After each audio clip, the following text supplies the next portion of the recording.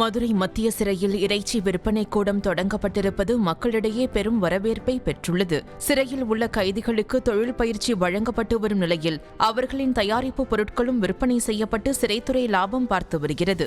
இதில் குறிப்பிட்ட தொகை கைதிகளின் கணக்குகளிலும் வரவு வைக்கப்படும் நிலையில் மத்திய சிறையில் கறிக்கோழி வளர்ப்பு துவக்கப்பட்டுள்ளது. மேலும் சிக்கன் மற்றும் மட்டன் உள்ளிட்டவைகள் விற்பனைக்கும் ஏற்பாடு செய்யப்பட்டுள்ளது. இதற்காக பிரத்யேக ஸ்டால் அமைக்கப்பட்டுள்ள நிலையில் மக்களிடம் பெரும் வரவேற்பு கிடைத்துள்ளது. முறை அதாவது ஒரு கைதிகளுக்கு ஒரு வேலை கொடுக்கணும்ன்ற ஒரு அவசியம் கட்டாயம். ஏன்னா மற்ற வேலை பார்க்க கூட இது ஒரு பெனிஃபிட்டா இருக்கும். அவங்களுக்கு வேலை பார்த்தது மாதிரி இருக்கும், நம்ம மாதிரி மக்களுக்கு கொஞ்சம் சேவை செஞ்சது மாதிரி இருக்கும். சரிங்களா? ஒரு கைதின்ற ஆயாச்சு, அது எந்த சூழ்நிலையில் வந்தாங்கன்னு அவங்களுக்கு தெரியாது. பட் ஒரு சேவை செய்கிறாங்கன்னா இதை வச்சு ஒரு சேவை அவங்க செஞ்ச ஒரு பாவ புண்ணியமெல்லாம் மாறுற மாதிரி இருக்கு.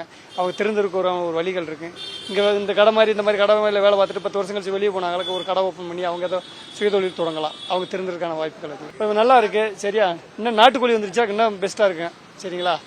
இப்போ பாய்லர் தான் போட்டிருக்காங்க. பட் நாட்டுக்கோழி வந்தால் நல்லா இருக்கும். வெளியில் வந்து 220, இவங்க வந்து 180. அதை 40 ரூபான்றது கொஞ்சம் நார்மலான ஃபேமிலிக்கெல்லாம் பெரிய விஷயம்.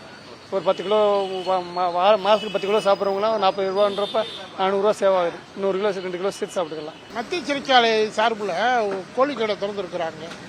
நாங்கள் அருள்தாஸ்புரம் என் பேர் பாலசுப்ராஜ். நான் வந்து என்ன திடீர்னு பார்த்தேன், இன்னையிலேருந்து ஓப்பன் பண்ணாங்க ஒரு கறிக்கடை. ஆனால் இவங்க வந்து உள்ளே உற்பத்தி பண்ணி ரொம்ப சீப்பாக தர்றாங்க. பொதுமக்களாகிய நீங்கள் எல்லாரும் ஒத்துழைப்பு கொடுக்கணும். 2வது ரேட்டு கம்மியாக தர்றாங்க. நீங்கள் எல்லாரும் ஆதரவு கொடுத்து நல்லா இவங்களை ஊக்குவிக்கிற மாதிரி அன்போடு கேட்டுக்கொள்கிறேன். செய்திகளை உடனுக்குடனும் துல்லியமாகவும் தெரிந்து கொள்ள சப்ஸ்கிரைப் பண்ணுங்க.